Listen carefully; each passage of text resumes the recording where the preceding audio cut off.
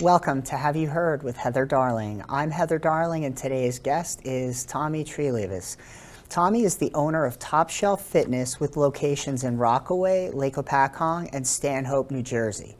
He's a small businessman who suffered through decades of overtaxation in New Jersey, extended COVID lockdowns that were crippling to many small businesses, and now he's facing a resurgence of inflation.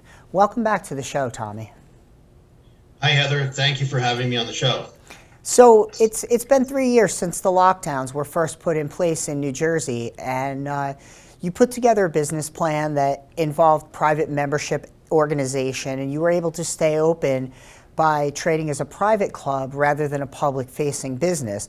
And you made it through, and your business did reopen or did stay open. A lot of businesses never reopened.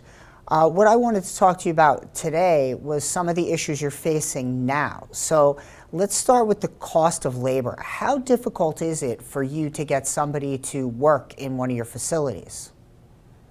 Right now, we've seen a couple of different things happening with labor. It's not just the amount of hourly wage. We're talking about the let's just say the pool of people that are out there that are either qualified or that are applying for the position is down, in my opinion, tremendously. At one point, it was very, very hard. As you remember, there was help wanted signs all across the entire spectrum of New Jersey looking for help in diners and any service-related industry.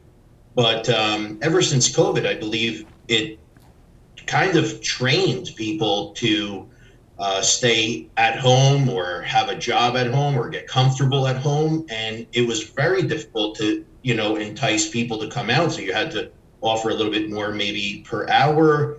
And then at that point, finding coverage for certain shifts was a little bit hard. Right now, things have gotten a little bit better. I think it's just the fact that the entire economy itself started to change a dynamic of having people be used to going back to work, where before they were just so programmed for 2 years of sitting at home or 3 years of sitting at home that they came back to reality, realizing the unemployment is over. Now it's time to get serious again and actually get back to work. So it's gotten a little bit better, but still not repaired completely. What about costs like insurance and rent and things like that? Have you seen in your businesses a significant increase there? I have seen an increase in insurance policies. As far as your rent, I haven't seen any tremendous increase, obviously, because just like during COVID, we were responsible for something that we signed liability to personally. So right now, we don't really know until we renegotiate these leases. Are they going to have a huge impact in raising it per square foot? I am right now in process of continuously looking for more locations. So I am seeing a pretty big increase, an alarming amount of money per square foot on prime real estate. But I haven't seen anything, like I said, due to the contract that I have in place and I had negotiated prior to COVID, that I can't really comment on, only because I'm locked into that. And as far as, when we get into the costs of other expenses, that's a whole nother ballgame when you're talking about just everyday operating expenses. So you're a 24-hour fitness facility with a swipe card. So whether somebody's there or not, your members, as long as they have that card, can get in. That's correct. How do your membership rates compare with other gyms that have that same model? Right now, I would say that we are the most competitive. I'm going to say, and I'm going to go out there on a limb here and say, we are the cheapest 24-hour facility that is this well equipped. In the state of New Jersey right now, there's not many 24-hour fitness centers that are very, equipped with good equipment. Now, when I say good equipment, I'm talking about a good selection of having selectorize, free weight area, plate loaded machines, cardio, and then powerlifting. It's a whole nother spectrum of just working out. Powerlifting needs actual like powerlifting equipment. So right now on a 24-hour scale, I don't see them as big as we are, as far as square footage, as far as the price structure. We're charging just right now, there's a plan that's $34.99 a month. And right now that member has access to all three of my locations, which gives them much more value. So when I say we're the cheapest out there, it's not just for one location. You're only paying that $35 fee to have access to three locations, and we're within a 15-minute driving distance of each location. And the plan going forward is to try to continuously open up more locations to add more value to that current member that we have, and then to keep going 15 to 20 minutes away from each other across New Jersey. How do you compare, now remove the 24-hour element and let's just talk about similarly equipped facilities. And I know you did break it down and say powerlifting, which does add a whole nother element and could be a separate gym really unto itself. So that being said, how about price-wise in comparison to other similar gyms to yours in terms of square footage and equipment options? I would say that if we're going to go, it's so in order to do that, you have to compare apples to apples, which you're almost never going to be able to do that because, for example, if you go into the commercialized world of, the Retros, the Planet Fitnesses, the Crunch, they are nationwide franchises. They offer a specific footprint. They don't really get into the real powerlifting, serious type of equipment that we do have for some of the members to use. And then at the same token, most of them aren't 24-hour access. They're just a regular facility. And then they also have a square footage requirement. For us, I would say that if you're going to put us next to another 24-hour facility, their usually price structure is about $55, $60 a square, for that membership, $60 per month. And that is going to be just 24-hour access to one location, not three locations, not four. So there's other people that you could categorize us just for the 24-hour access. There's Snap Fitness out there, Anytime Fitness out there. But these type of franchises across the board are not as good when it comes to equipment that we offer. And I just think it goes down to a footprint that they have to follow based on a franchisor agreement. So what I'm really getting at here is costs. Costs. Have you been able to raise your rates since everything around you started going up? So our intention was to try and stay as competitive as possible where we are the cheapest facility. But there's multiple reasons why we were able to keep the price low, which doesn't really mean that it was a good business plan by me. I mean, I should have been a lot more than I am due to the fact of increased, costs. But I'm trying to keep that.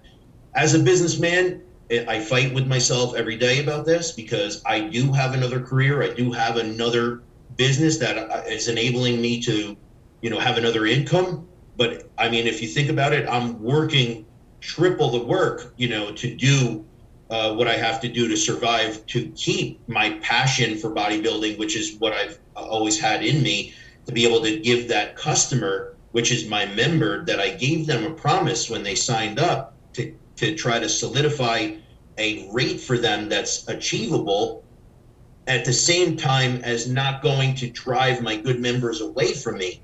So my passion is kind of chipping away at my profits, if you want to look at it that way. But I'm trying very hard not to, but eventually there is a chance that we may have to raise that rate. Now, we did go through a small restructuring of prices that seems like it's a raise and increase, but it's not. We increased one of the facilities. We went from 6,000 square foot to 10,000 square foot. We added a tremendous amount of value, a tremendous amount of expense on equipment.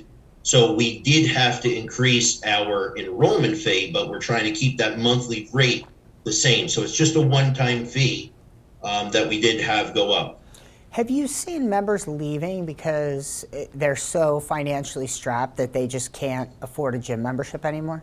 So I have to say that yes, that is 100% true for, unfortunately, some of the people that we're noticing. Two of the biggest primary things that I'm seeing coming through on paperwork when we put down cancellation forms for anyone, it has nothing to do with them being dissatisfied in any way. And most of them even write something that's kind of like heart tugging. They'll say, unfortunately, I lost my job, or unfortunately, I just can't afford to have a gym. I'm going to try to work out at home and come back if I can. And we offer a freeze at that point to try to preserve the rate so that they don't cancel. But that is one good subject to talk about, what you talked about, what you just asked me. But the other thing is that you didn't bring up is the relocation. A lot of people are exiting New Jersey and New York and a lot of these places. So you're seeing a tremendous amount. I mean, if I can show you the cancellations that we have, and every other one is I'm leaving, I'm moving out of state. And most of the states, if they do write it, it's Florida, it's possibly a Carolina, or it's Arizona, Texas. These are the biggest moves that I've seen across the spectrum of moves. It's slowed down a little bit, but I've seen a huge exodus after COVID lockdowns. As a lifetime believer in the value of health and fitness, where do you place it? Where do you think it should be placed in people's lives? And where do you see people placing it in this economy? So right now, I believe that in order to stay physically, mentally healthy, you must need to take care of your own responsibility to get healthy. You have to be able to keep yourself going. Now, there's so many factors to that. We're talking about COVID, going from COVID to now. You have a lot more stress on yourself. Your body went through a lot. Some people were impacted physically because they were either used to staying at home and they became less active. They're not walking to the train anymore. They're not getting to their office anymore. They're working from home. So if you don't do something about that, you're going to see a huge spike. And this is not, and I'm not even going to touch base on, vaccinations and things like that. I want to just talk about overall health right now, that you need to be able to take that very serious when it comes to supplementation and when it comes to you mentally getting rid of the stress and also keeping your cardiovascular up so that you have proper circulation.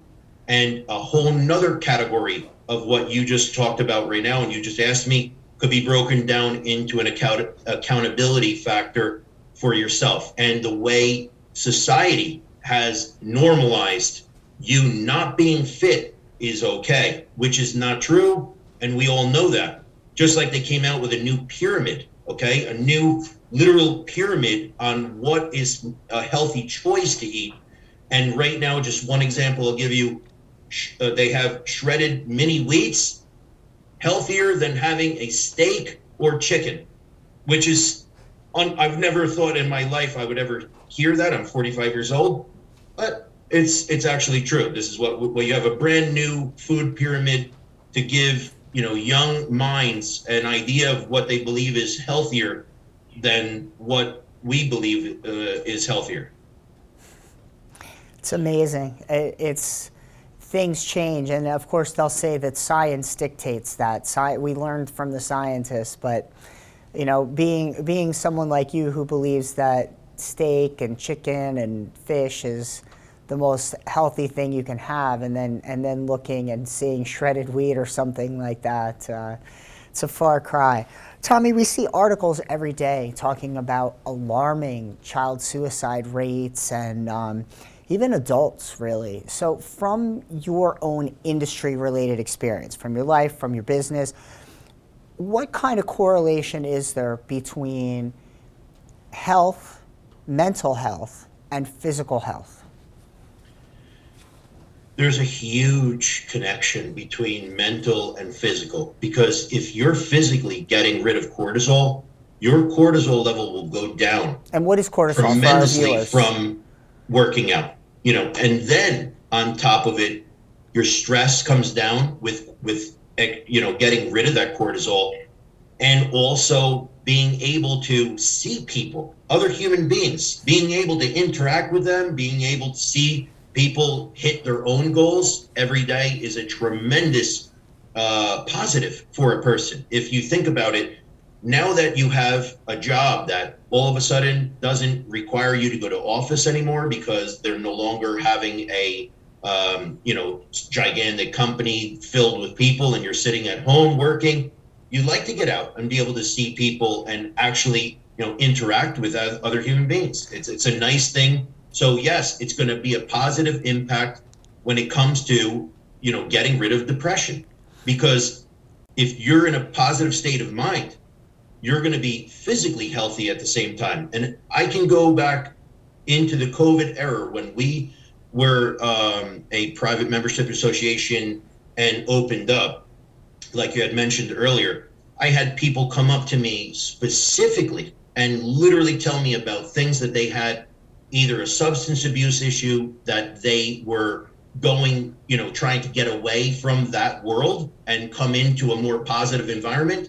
But due to them being at home, they were finding themselves thinking horrible thoughts, like you had said, suicidal things. I had people tell me straight out, if we didn't open, that they don't know if I would have, they would have been able to be talking to me right now, at that time. That we're going back into the era of the shutdown, part of things for businesses. It was tremendously, for me, a very emotional time, because I had someone literally tell me, if you didn't have the courage to try to figure something out to be able to save your business, you might not have saved me in my life, meaning like you literally changed my whole entire life by you doing that. And that just goes to show you what people went through, especially children, having to work in this kind of a manner on Zoom and learn from a computer where they're not interacting or talking to other students, which is a tremendous amount of impact, I would say, when it comes to psychological and also for future interaction, when you're going to be able to have children grow up to become as old as we are and be able to have a business that they're going to have a sales position, to see someone face to face. These are all huge factors. I mean, we could have a whole show just on this. So, for the benefit of our audience, cortisol is a stress hormone. It's a hormone that the body produces during high stress situations, and that's what Tommy's talking about. Getting your exercise, when you move your blood around, it cleans out that cortisol faster, and it better enables you to dispose of it and move on in a healthier format. And Tommy, I'm not going to say his name because we're on TV, but you and I, to what you were just saying, you brought to mind the fact that we have a mutual friend who owns a gym now, and he purchased it from the original founder. And he credits that founder and that particular facility for saving his life, because he was a kid that was on the streets, who was headed the wrong way, that was going to get himself in a lot of trouble, and he recognized that, and he went to the gym. He stuck with the gym, and because of that, not only is he still here today and didn't get shot in a gang fight, but he's a business owner and he's proud of it. So and he's stuck around to see his kids grow up and everything else that never would have happened. So there is a benefit. There's an intangible benefit that comes with a lot of things that we don't see. And one more thing, 2 seconds on. I just want to say, and another thing that really bothers me is that back in the day, they discounted the amount of how positive things were. And when I say they, I'm talking about the people that were calling the shots in the administration to tell businesses that they had to close, specifically gyms. That was now proven over time to show that it's exactly the opposite. Everyone should have been active. They should have been training. They should have been doing something to be able to keep their overall well-being in a healthy state, so that this way it would be a prevention against COVID. just for that fact alone. You can see where the administration made some tremendous mistakes, and I still haven't heard an apology. I haven't heard anyone bring that up to recorrect all their guidance that they gave us. And I'm sure you won't. Do you think, given what we were talking about earlier with your costs going up and the fact that some members can't afford more, right? They're paying 75% more for groceries, they're paying more for oil, they're paying to heat their homes in the winter, they're going to be paying more for electric to air conditioning, and so on and so forth. That being said, do you believe that the government should subsidize memberships for those who can't afford it, or do you think that the government should stay out of people's lives and businesses? That's a really good subject. There's a lot of things that I could say about that. And right now, I would say that if you want to put a responsibility on anybody, I don't really think, now you don't personally like any public officials getting into someone's private, affairs involved in any of them, just from their track record, let's put it that way. But I would like for them to see possibly put some pressure on a requirement from the insurance companies to be paying that as a incentive to keep people healthy. And that should be a write-off, number one, or possibly a policy that includes the gym membership as a reimbursement. I do know there is some out there, but I believe that it should be a little bit more. And when you said, should the government get involved in that, if they would like to get involved, why don't they just make it a little bit more available by putting a little pressure on these companies to come up with programs that actually can give people the option to get healthy and to stay healthy? That would be nice. Tommy, back to you and your gym. So your wife is the co-owner of that business, which means that these costs going up and income coming into your household is kind of taking a double hit, because if you both derive your income out of that, even though you have another business, this is the one that you guys were with. So how, if at all, has this impacted your life? So we're very simple people. We don't live over the top of our means, So the thing is, like, we adjust, like almost every single person has to kind of readjust a little bit to be able to take on the responsibility of the inflation, across the board. So I would say that, as far as my wife, her personal training and things that, she had did decrease a little bit. So the impact it probably I would say, is that we just had to adjust our life, maybe stay home a little bit more, not really, go out to dinners or, go on no vacations, things like that. I mean, these are things that, unfortunately everyone needs to prepare. And I think that you have to prepare even going forward a lot more, because I really don't believe that you're seeing the end of the inflation. I think you're actually seeing the beginning. And that's the scary part, because if people start losing their jobs, things are going to get really serious. Tommy, you and I spoke last week, and we had a conversation about how you got your education in business. I'd love for you to share that, if you don't mind, with the audience and why it's so significant today. So going back many years ago, obviously I'm 45 years old, so we're talking about let's say 30 years ago. You're getting guidance counselor, guidance towards your future. They give you suggestions. They tell you what you should do. Their suggestion and almost like a demand at that time was for me to get a college education. So I did enroll into college, and I started to realize that I'm not really learning the business management, which is what I was majoring in. I'm learning things that technically almost put me back into 10th or 11th grade again, about, whatever history or other things that I said, wow, like, what am I here for? Why am I enrolled? So I basically left in my first semester, and I winded up going into a few different industries. I had culinary background from a work study program that I was in that I asked to be in high school. So I became a chef at that point.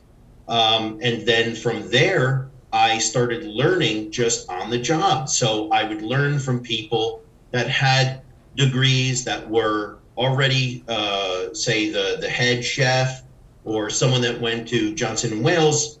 He was able to teach me more than I learned in college. And there's certain things that you will learn on the job that you cannot learn in college, and that on the job training is tremendous. And if you're able to learn and you have an entrepreneurial side to you, which I did, and I winded up going into a telecommunications world. I started my own business at that point at 21 years old. And from there, I never looked back. I had, over the years, I had told you in the past, I've had restaurants. I've had, the kitchen cabinet company that I'm a designer and I sell things, for kitchen products. But as far as my suggestion, and as time turned, like the years went on, you noticed that the promise of having a degree and the promise of having a job guaranteed to you wasn't there for a lot of friends. So a lot of people that gave me advice that said, you better go get a degree or you're not going to have anything. You're going to be left behind. It actually was reversed. It was more or less the person with the degree was having a tough time figuring out what their next job was going to be, or they were let go because we were going through such a tough time in a recession, where I was able to get, a little maneuvering back and forth between being an entrepreneur, working a little longer, and being able to survive through those things. So, right now, I would say if you are a young person and you're watching the show, the best advice I can give you is consider to be a tradesman of some kind that you can figure out and make yourself indispensable and so dependent on you, plumbers, electricians, these are people that right now are going to start running this country, and they have been, because right now people were geared towards a stay-at-home job, and right now you're going to have an emergency and need an electrician or a plumber, and you're going to get charged a premium.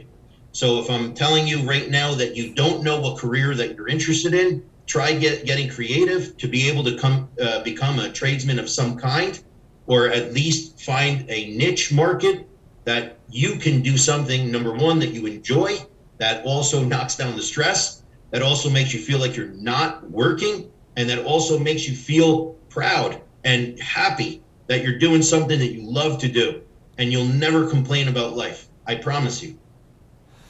Tommy, I want to thank you.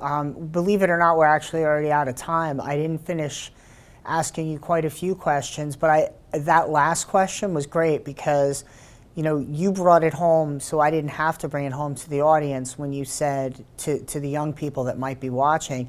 And I think one key element that I just want to add to what you said is that you didn't spend all that money on tuition to get that education. You got paid while you were getting that education, just like if somebody went to be an apprentice in a trade where they would be getting paid to work. So, I appreciate your perspective, which is why I wanted you to come on, because not everybody understands what it's like to be a small business owner. People have those jobs where they were working from home and now they're being asked to come back to work 2-3 days a week, and they forget that there are people like you who work 24 hours a day, not necessarily at the counter of your gym, but in the sense that you have to worry about, can I charge my members more, and if I don't, can I pay my bills, and can I make my payroll, and everything else that you have to do. And I appreciate your coming on and talking about